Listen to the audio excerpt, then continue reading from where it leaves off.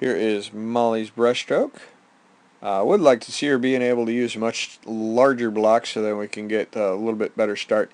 Your hips are a little bit high here at the starting position. I'd like to see you actually drop those hips down a little bit lower so that you can generate a little bit more power out of that front leg. We would like to see it being more of a 90-degree bend. Yours is a little bit greater than that, so be able to generate more power to be able to get yourself out there a little bit further. Just a little bit of relaxation through your legs through there. So make sure you really kind of got those calves flex, your feet flex, and your quads flex to be able to get you to go through on that straight line.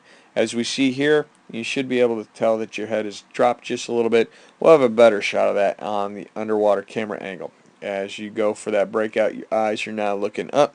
Always make sure your eyes are focused on the bottom of the pool. You can see as we go through this stroke, your head is going down and then your head is coming up. You naturally come up to breathe just because of the stroke. We don't need to lift that head up, and you shouldn't actually end up being able to see who's behind your lane to help cheer for you, unfortunately. But that's kind of one of the things that we want to make sure we do for good body position. As you go through the turn, you're coming up through that turn really pretty good. Just a little too much of a twisting motion. You're pulling your legs kind of up sideways to the wall. You want to really make sure as you're stretched out in this position, drive your knees directly underneath you. You're going to do kind of a backwards flip turn. And then you're going to be able to put just a little bit more pressure on your left shoulder to help get the shoulders twisted around and then push off on your side.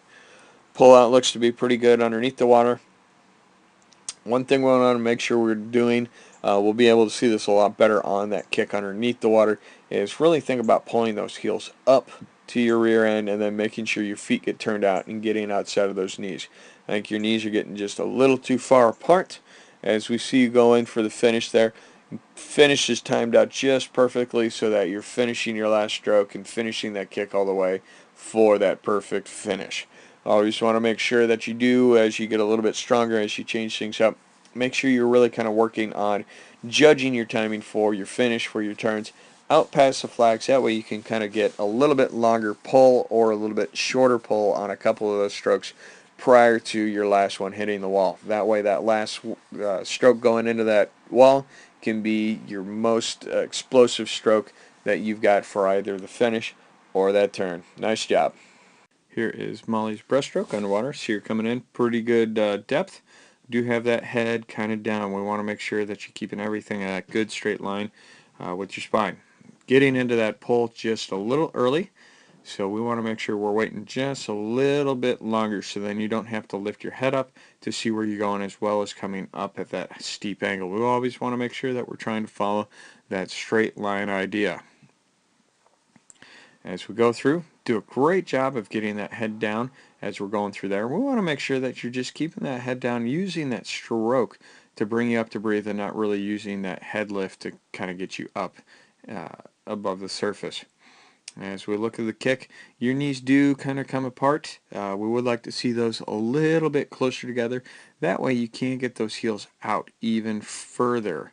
So then you're going to be able to generate more power. If we can keep those knees and your quads a little bit closer together, you're going to be able to actually get a much stronger kick, and you're going to have a lot more propulsion through that kick. As we go through that turn, doing a fairly good job of really driving those knees up underneath you. I'm assuming just kind of by the angle of what your body is going through the water that you are twisting your head to the side. So we want to make sure that that head does go straight back instead of pulling to the left. As we go through your pullouts again, doing the same thing, head is getting lifted up. So we just need to make sure that we're really focused on trying to keep that head down, keep it from really pulling you up and changing your body line. Anytime you pull your head up, it's going to start dropping your hips down a little bit more. As we get into the finish, I could tell right there the tempo, you started to pick it up a little bit. You weren't gliding nearly as long, so that you then ended up with that perfect finish. Nice job.